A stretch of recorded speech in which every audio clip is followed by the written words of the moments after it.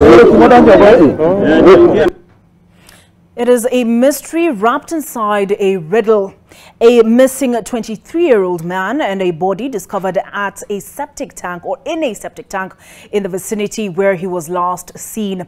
While friends of the 23-year-old insist that the body found inside the club where they were last celebrating is the body of Emmanuel Omondi, his family disputes the claims, insisting that their son is still missing as they hold on to hope that he is okay. But this begs the question, who is the mystery man whose body was found inside the septic tank? And Susan Grace filed that report, but with me in studio is Ngena Kirori. Ngena, what do the authorities, because friends say one thing, the family says something else, did you seek out the authorities and what is their position? Most definitely, Olive, and there's a lot of controversy surrounding this particular case, but the DNA testing and the post-mortem examination is bound to shed more light on what exactly took place and how it concerns the family of the late Emmanuel Omondi. Well, NTV's Susan Grace and I set off on a fact-finding mission to find out more about the details of this case and what it means to the family of Emmanuel. Julius Odhiambo cut an image of a worried man. He has received a parent's worst nightmare call. His son, 23-year-old Emmanuel Omondi, has disappeared, and for a little over a month now, he has been desperately searching for him.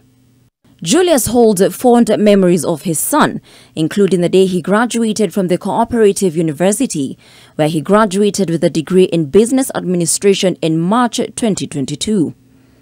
Exactly a year later, in March 2023, Emmanuel's hard work paid off and he received a job offer from a telecommunication company. To celebrate the prospect of a new employment, he set out to make merry and came here to Hornbill Club in Rongai. The night of happiness with friends on 31st March was nothing but fun between friends, which has now turned into a dark night. This CCTV footage shows Emmanuel's last movements captured on camera. The images show Emmanuel being escorted out by the bouncers after trouble brewed in the club. It is alleged that on the material night, Emmanuel slipped out of his seat, stumbled and fell on the table of other patrons, according to accounts of the friends who had gone out with him. Sababu wanasema alikuwa anakaa kana kwamba amelewa. Huyu kijana katika maisha yake hatujawahi ona akikunywa pombe. Tumemlea katika malezi ya kanisa la Seventh Day Adventist, so hatujawahi muona na tabia ya ulevi. Marafiki zake ni kama walimchukua na akapatikana katika hali hiyo. His father, however, disputes this account. He describes his son as a quiet, humble, and non-confrontational person who was close to the church and his family. In fact, Emmanuel has been excited about participating in his elder sister's traditional wedding, which was due to happen in April. But that was quickly dashed after Emmanuel went missing at 2 a.m. on the 1st of April. According to the club, Emmanuel was escorted out of the building based on the strength of the CCTV. 9 days later, however, the body of a man was found in the septic tank of the club's establishment. While the friends claim that it is the body of Emmanuel Omondi based on the clothing on the body, the family disputes these claims. Yule meno yake chini ni kidogo kidogo. Umri wake unazidi wa mtoto.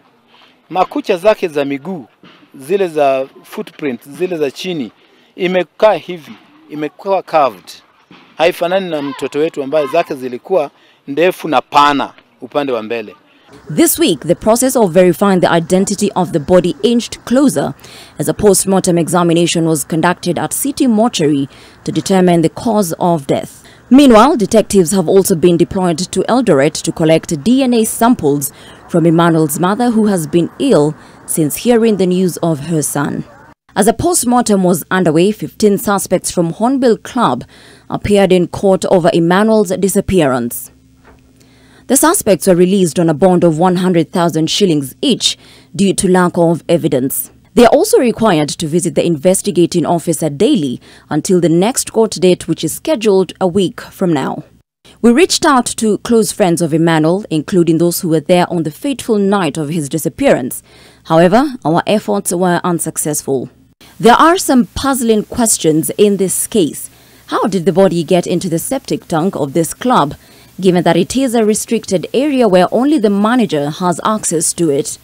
Did Emmanuel leave the establishment, and if he did, who can account for his movements? Most importantly, was there an altercation that night that is not captured on cameras? Mahali tunaambiwa kijana wetu alitolewa. Hata wewe ukifika utashangaa.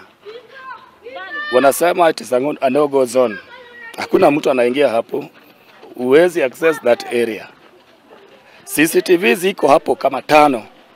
With all the uncertainties and questions, the family is hanging on to the hope that their son may still be alive and well, as they hope the DNA result will confirm the identity of the body found at the club not to be their son. With the post-mortem results being inconclusive, the government pathologist has indicated that they have taken toxicology samples to put to rest the question of the identity of the body.